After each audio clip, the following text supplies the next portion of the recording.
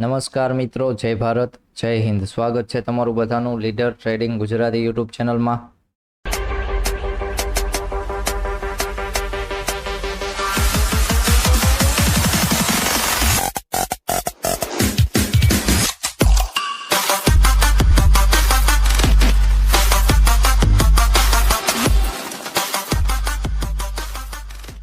તો ચલો મિત્રો, આજે હતી 4 સપ્ટેમ્બર એટલે કે બેંક નિફ્ટીનો એક્સપાયરી દિવસ.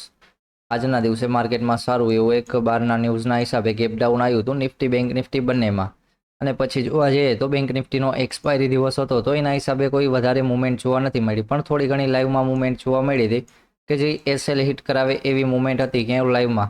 અને પછી લાઈવ પૂરું થઈ ગયું તો પછી ટેલિગ્રામની ફ્રી ચેનલ ચાલે છે એમાં એક લેવલ સેન્ડ કરેલું હતું કે બેંક નિફ્ટી છે 383 વાળા લેવલ ઉપર નીકળે તો એક સારી એવી અપસાઇડની મુવમેન્ટ આવી શકે છે. તો પછી માર્કેટ બીજી જ કેન્ડલમાં ક્યાંક લેવલનું બ્રેકઆઉટ આપ્યું અને એની સાથે સાથે 300નો સી હતો જેમાં પણ ક્યાંક સારી એવી મુવમેન્ટ જોવા મળી. જે લોકોએ વોચ કરવા માટે જોયું હશે એમને ક્યાંક ખ્યાલ હશે કે 61 પોઈન્ટની મુવમેન્ટ હતી એ સારી એવી સ્પીડમાં મુવમેન્ટ જોવા મળી હતી આજના દિવસ માટે. તો ચલો ફરીવાર પણ પછી આપણે લેવલ સેન્ડ કર્યા હતા અને એમાં પણ જોવા જઈએ તો લેવલમાં પછી માર્કેટ છે બેંક નિફ્ટીમાં કોઈ ટ્રેડ હતો નહીં, કારણ કે લેવલ પાસે ક્યાંય બ્રેકઆઉટ કે બ્રેકડાઉન ક્યાંય જોવા નથી મળ્યું. લાસ્ટ 3 ને 10 વાળી કેન્ડલ હતી પણ ત્યાં તો મુવમેન્ટ બધી પૂરી થઈ ગઈ હોય તો એમાં પણ કાંઈ મુવમેન્ટ જોવા નથી મળી. એટલા માટે માર્કેટ પછી ક્યાંક સાઇડવેઝની રેન્જમાં જ ક્લોઝિંગ થઈ ગયું છે. અને એની સાથે સાથે જોવા જઈએ તો નિફ્ટીમાં ક્યાંક બ્રેકઆઉટ આવ્યું હતું અને એનું ક્લોઝિંગ પણ છે 200ના ઝોન પાસે આવ્યું છે. તો એમાં પણ થોડી ઘણી મુવમેન્ટ જોવા મળી હતી આજના દિવસ માટે. તો ચલો આજનો દિવસ તો પૂરો થઈ ગયો. ફરીવાર વાત કરી લઈએ તો કાલના દિવસ માટે, એટલે કાલે છે નિફ્ટીનો એક્સપાયરી દિવસ. તો ચલો કાલના દિવસ માટે સારું એવું લેવલ રહેવાનું છે 25,222નું લેવલ છે. તો ધ્યાન રાખજો કે લેવલની ઉપર માર્કેટ હશે તો અપસાઇડનું પ્લાનિંગ કરીશું, લેવલની નીચે માર્કેટ હશે તો ડાઉનસાઇડ માટે બીજું લેવલ આપણે લઈ લેશું. ડાયરેક્ટ ડાઉનસાઇડ માટે નહીં જઈએ, કારણ કે 222નું લેવલ છે તો એની પાસે ક્યાંક સારી એવી મુવમેન્ટ આવી શકે છે.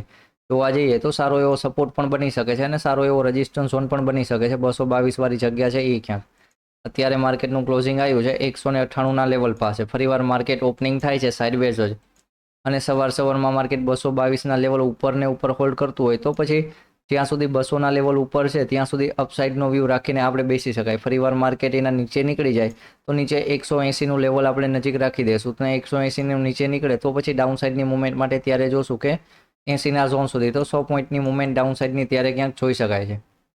અને આજના દિવસનો જે ઝોન છે, આજના દિવસમાં માર્કેટ ઓપનિંગ થયું તો પહેલી કેન્ડલનો લોઅર પોઈન્ટ એ પણ ક્યાંક 80ના લેવલ પાસે છે તો એ પણ ક્યાંક ઇમ્પોર્ટન્ટ છે અને એ ઝોન પણ સારો એવો સપોર્ટ ઝોન તરીકે કામ આવી શકે છે. સાઇડવેઝ ઓપનિંગ થઈને માર્કેટ નીકળે છે 180ના લેવલ નીચે તો પછી આજના દિવસના લોઅર પોઈન્ટ સુધીની મુવમેન્ટ જોવા મળી શકે અને સાઇડવેઝ ઓપન થઈને ફરીવાર 222 ઉપર રેડ કરતું હોય તો પછી 320ના ઝોન સુધીના પણ સારા એવા ટાર્ગેટ જોવા મળી શકે છે. ચલો ફરીવાર માર્કેટ ક્યાંય સાઇડવેઝ ઓપન નથી થતું અને ઓપન થઈ જાય છે પાછું ક્યાંય ગેપ ડાઉન ઓપન, તો ફરી પાછું 100નું ઝોન હશે એટલે કે 80 વાળું લેવલ, કારણ કે એકવાર માર્કેટમાંથી અહીંયા સારો એવો સપોર્ટ આવી ગયો છે. ફરીવાર એ ઝોન પાસે ઓપન થતું હશે તો થોડોક નાનકડી એવી મુવમેન્ટ જોવા મળી શકે છે અપસાઇડની. પણ માર્કેટ છે 160નું લેવલ બ્રેક નથી કરી શકતું અને ફરી પાછું 120ના લેવલ નીચે નીકળે છે તો અહીંયા એક ડાઉનસાઇડની મુવમેન્ટ માટે પ્લાનિંગ કરી શકાય. ત્યારે એક પ્રાઇઝ એક્શન પણ બની જાય માર્કેટમાં ડાઉનસાઇડની.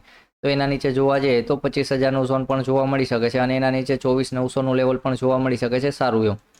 ફરીવાર માર્કેટ વધારે ગેપ ડાઉન ઓપન થઈ જાય છે અને 25,080ના લેવલ નીચે જ ક્યાંક કામ કરતું હોય તો પછી ડાઉનસાઇડની મુવમેન્ટ માટે લેવલ 25,000નું જોઈ શકાય છે કે જ્યાં 80 પોઈન્ટનો ટાર્ગેટ જોવા મળી શકે.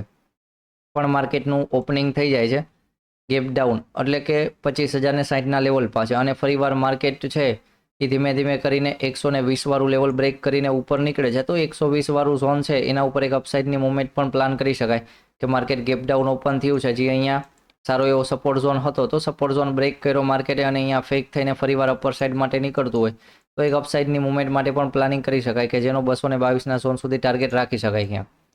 ચલો ફરીવાર માર્કેટ ગેપ ડાઉન ઓપન નથી થતું અને ઓપન થઈ જાય છે ક્યાંક ગેપ અપ, એટલે કે 240થી 260 વાળી રેન્જમાં ક્યાંય ઓપન થાય છે તો આપણે ડાઉનસાઇડનું પ્લાનિંગ નહીં કરીએ. ડાઉનસાઇડનું પ્લાનિંગ માટેનું લેવલ ખાસ કરીને 200 વાળું ઝોન અને છેલ્લું અને આખરી વધારે ડાઉનસાઇડની મુવમેન્ટ માટે 180 વાળું લેવલ છે એ કાલના દિવસે ધ્યાનમાં રાખીશું. જો માર્કેટ 180 વાળું લેવલ બ્રેકડાઉન કરતું હોય તો જ આપણે મોટી ફૂટ સાઇડની મુવમેન્ટ માટે જોશું. બાકી ત્યાં સુધી આપણો વ્યૂ છે એ અપસાઇડનો ક્યાંક રહેશે. ફરીવાર માર્કેટ ઓપનિંગ થઈ જાય છે ગેપ અપ એટલે કે 280ના લેવલ પાસે, તો 280ના લેવલ પાસે ઓપન થાય છે અને માર્કેટ ફરીવાર 300 વાળું લેવલ બ્રેકઆઉટ કરે છે તો 300ના લેવલ ઉપર નાનકડો 20 પોઈન્ટનો ટાર્ગેટ જોવા મળી શકે, પણ 20 પોઈન્ટ ઉપર પણ માર્કેટ નીકળી જાય છે તો પછી ડાયરેક્ટ નેક્સ્ટ ટાર્ગેટ હશે એ 380નું ઝોન એટલે કે 400 વાળી રેન્જમાં ક્યાંક મુવમેન્ટ જોવા મળી શકે છે. પણ જો માર્કેટ વધારે ગેપ અપ ઓપન થઈ જાય છે 320 વાળા લેવલ પાસે અને અહીંયા ઓપન થઈને પહેલી જ કેન્ડલ રેડ આપી દે છે અને 280ના લેવલ નીચે નીકળે છે તો અહીંયા નીચે એક ડાઉનસાઇડ માટેનું પણ પ્લાનિંગ કરી શકાય ગેપ અપ હોય ત્યારે પણ.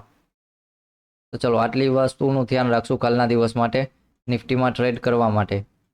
ચલો વાત કરી લઈએ બેંક નિફ્ટી માટે. બેંક નિફ્ટીનું જોવા જઈએ તો એક રેન્જ હતી કાલના દિવસે બ્રેકઆઉટ થઈ હતી ને ફરીવાર આજના દિવસે માર્કેટ એ રેન્જમાં આવી ગયું છે તો નીચે સારો એવો સપોર્ટ છે. ઉપરના ઝોનમાં 500નો ઝોન એક રેઝિસ્ટન્સ ઝોન છે, 550 વાળું કે 556 વાળું લેવલ છે એ એક રેઝિસ્ટન્સ ઝોન છે ને ડાઉન સાઇડ માટે 240નો એક સારો એવો સપોર્ટ ઝોન છે. તો પહેલાં તો માર્કેટ આ સપોર્ટ ઝોન બ્રેકડાઉન કરે કે પછી રેઝિસ્ટન્સ ઝોન છે એનું બ્રેકઆઉટ કરે તો ત્યારે એક સારી મોટી મુવમેન્ટ માટે ફરી પાછું ત્યારે જોઈ શકાય છે. કારણ કે વચમાં જોવા જઈએ તો હાલ તો લેવલ રાખેલા છે. આજના દિવસની જે સાઇડવેઝની રેન્જ હતી, કારણ કે કાલના દિવસે માર્કેટ સાઇડવેઝ ઓપન થઈને રેન્જ બહાર નીકળશે તો એમાં પણ એક નાનકડી મુવમેન્ટ જોવા મળી શકે છે સ્કેલ્પિંગની. ચલો ફરીવાર બેંક નિફ્ટી ઓપન થાય છે ક્યાંય ગેપ અપ એટલે કે 560 વાળા લેવલ ઉપર ક્યાંય માર્કેટ ટ્રેડ કરતું હોય તો એક અપસાઇડનું પ્લાનિંગ કરી શકાય કે ફરીવાર 800નું લેવલ સુધીની ક્યાંક મુવમેન્ટ જોવા મળી શકે.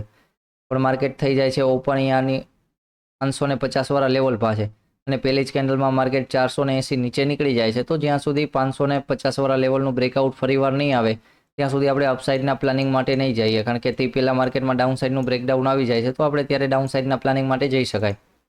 ફરીવાર માર્કેટ ઓપન થઈ જાય છે વધારે ગેપ અપ એટલે કે 800ના ઝોન પાસે, તો 800ના ઝોન પાસે 10 મિનિટ વેઇટ કરી લેશું. બે કેન્ડલ છે એ કેવી બને છે, કા માર્કેટ એ ઝોન પાસેથી રેઝિસ્ટન્સ લઈને નીચે આવતું હોય અને ફરી પાછું નાનકડી ટાઈમ ફ્રેમમાં અપ ટ્રેન્ડ જોવા મળે તો એકવાર બાય કરી શકાય. પણ રેઝિસ્ટન્સ ઝોન લઈને માર્કેટ ડાયરેક્ટ નીચે આવે છે અને બીજી કેન્ડલ પણ એનો લોઅર પોઈન્ટ બ્રેક કરીને નીચે નીકળે છે તો પછી એક 500ના લેવલ સુધી એટલે કે 150 પોઈન્ટની મુવમેન્ટ માટે ડાઉનસાઇડની મુવમેન્ટ માટે જોઈ શકાય.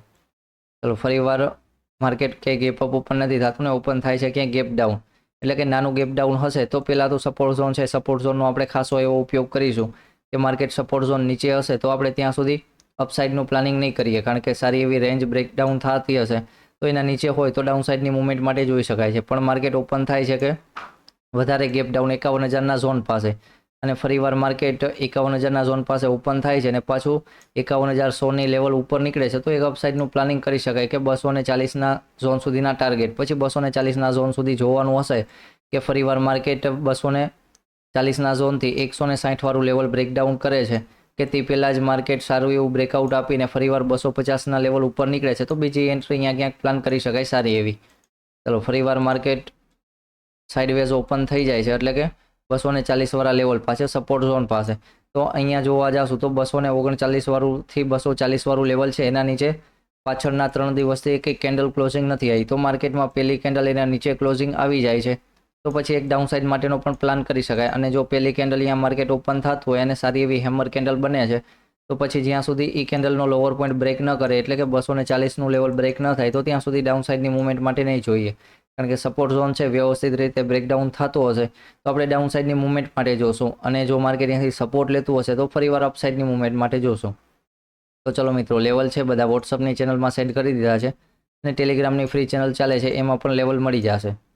ચલો મિત્રો જય ભારત, જય હિન્દ. મળીએ ફરીવાર કાલના દિવસે લાઈવ વિડીયોમાં.